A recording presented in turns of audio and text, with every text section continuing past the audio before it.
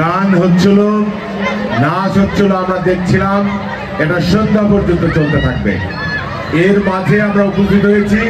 আমরা দুটো কথা বলে আমরা বিদায় নেব। আমার বক্তব্যের আগে অ্যাডভোকেট সৈয়দ জহুরুল আলম বলেছেন যে এই সমস্ত বিদ্যালয় এক সময় আমাদের জন্য একটি নিষিদ্ধ এলাকা ছিল। এই সমস্ত বিদ্যালয়ে যারা বিচরণ করত তারা ফ্যাসিস্ট হাসিনা সরকারের দোসর হিসেবে তারা এই সমস্ত বিদ্যালয় দখল করে রেখেছিল। শুধু দখলই নয়, এখানে ম্যানেজিং কমিটির সভাপতি হিসেবে দখলই নয়, এই স্কুল প্রতিষ্ঠানের নাম পরিবর্তন করে দেওয়ার একটি বিশাল ষড়যন্ত্র করে দিয়েছিল আমরা যতটুকু জানি। আজকে বলতে চাই, এই মিলন সাহেব, মমতাজ সাহেবের ছেলে, আপনি এই বিদ্যালয়ের নাম পরিবর্তন করার যে দুঃসাহস আপনি দেখিয়েছেন, কার হুকুমে করলেন? কোন এলাকার মানুষের সঙ্গে কথা বলে আপনার বাবার নাম এখানে প্রতিষ্ঠিত করতে চেয়েছিলেন? আপনাকে ভবিষ্যতে হলেও কৈফিয়ত দিতে হবে। তার কারণ আপনারা লক্ষ লক্ষ কোটি কোটি টাকা দুর্নীতি করেছেন, এলাকার মানুষের জন্য কোনো কাজ আপনারা করেন নাই।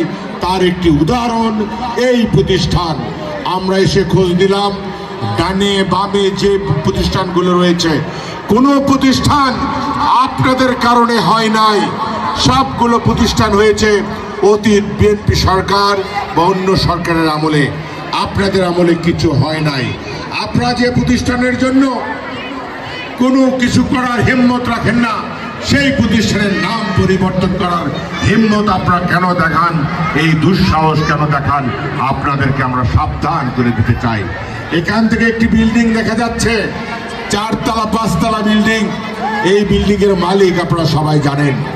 এই সরকার যে দুর্নীতি দিয়ে কোটি কোটি টাকা দুর্নীতি করেছেন, 1000 কোটি টাকা দুর্নীতি করেছেন। প্রধানমন্ত্রী তার একজন পিয়ন 400 কোটি টাকা দুর্নীতি করেন, তার একজন উপজেলা চেয়ারম্যান এরকম 4 তলা বিল্ডিং এর মালিক হবেন। এটাই তো স্বাভাবিক, কি বলেন আপনারা?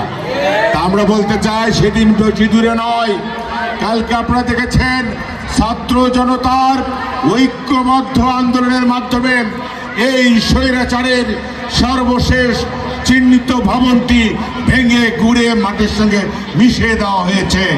তাই আজকে স্বৈরাচারের দোষদেরকে আমরা সাবধান করে দিতে চাই।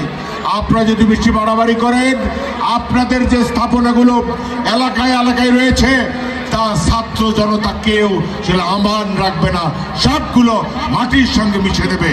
তাই আসুন, আমরা যে কোনোভাবে আজকে স্বৈরাচারের পতন হয়েছে, এই স্বৈরাচার সরকার পতনে যে সবচেয়ে বড় ভূমিকা রেখেছে এই যে দামাল সন্তানরা, আমাদের দামাল মেয়েরা যারা রাজপথে এসেছিল, যারা জীবন দিয়েছে, জীবনের তাজা রক্ত তাদের রাজপথে ঢেলে দিয়েছে, পুলিশের সামনে জীবন দিয়েছে, সেই সমস্ত সন্তানদেরকে আমরা লাল স্যালুট জানাই।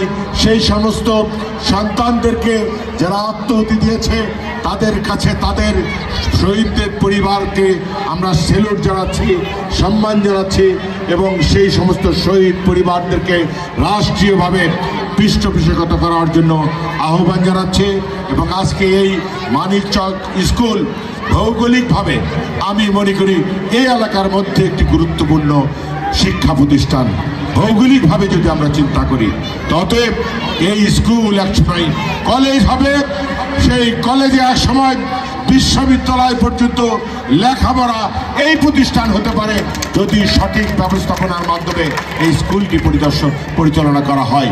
আমরা বিশ্বাস করি আগামীতে যারা এখানে স্থানীয় নেতৃত্বে রয়েছে, রেজাউল ভাই, মুক্তার ভাই, শামীম সহ, রকি সহ, বাকি ভাই সহ যারা এখানে রয়েছে, তারা আগামী দিনে আপনাদের খোঁজ খবর রাখবেন এবং এই প্রতিষ্ঠানকে এগিয়ে নিয়ে যাওয়ার জন্য তারা কাজ করবেন। জেলা বিএনপি নয়, শুধু সম্মানিত আগামী দিনের প্রধানমন্ত্রীর নেক নজরে থাকবে এই মানিকচক উচ্চ বিদ্যালয় এবং মানিকচকের যে সমস্ত কাজ, সেই সমস্ত কাজ আগামী দিনে সম্পূর্ণ করা হবে ইনশাল্লাহ। সঠিকভাবে আপনারা লেখাপড়া পাঠদান করবেন। স্বৈরাচারের আমল শেষ, অনিয়মের দিন শেষ। এখন থেকে শুরু হবে শুধু লেখাপড়া এবং নতুন বাংলাদেশের হাল ধরে দেওয়ার জন্য এই সমস্ত সন্তানদেরকে তৈরি করার জন্য শিক্ষকদেরকে বিশেষ ভূমিকা রাখতে হবে। তারা যেন আগামী দিনের নতুন বাংলাদেশ, আধুনিক বাংলাদেশ, এগিয়ে নিয়ে যাওয়ার বাংলাদেশের হাল ধরতে পারে, এই প্রত্যাশা ব্যক্ত করে আজ এই অনুষ্ঠানের সফলতা কামনা করে সবাইকে ধন্যবাদ এবং কৃতজ্ঞতা জানিয়ে আমি আমার কথা বলা শেষ করছি। অনুষ্ঠান চলবে শান্তি শৃঙ্খলাভাবে। আমরা আমাদের লোকাল স্থানীয় নেতৃবৃন্দ থাকবে, আপনারা চালিয়ে নেবেন। এবং প্রধান অতিথি সাহেব আপনাদেরকে শুভেচ্ছা দিয়েছেন, আপনাদেরকে ধন্যবাদ জানিয়েছেন। সবাইকে ধন্যবাদ। আসসালামু আলাইকুম।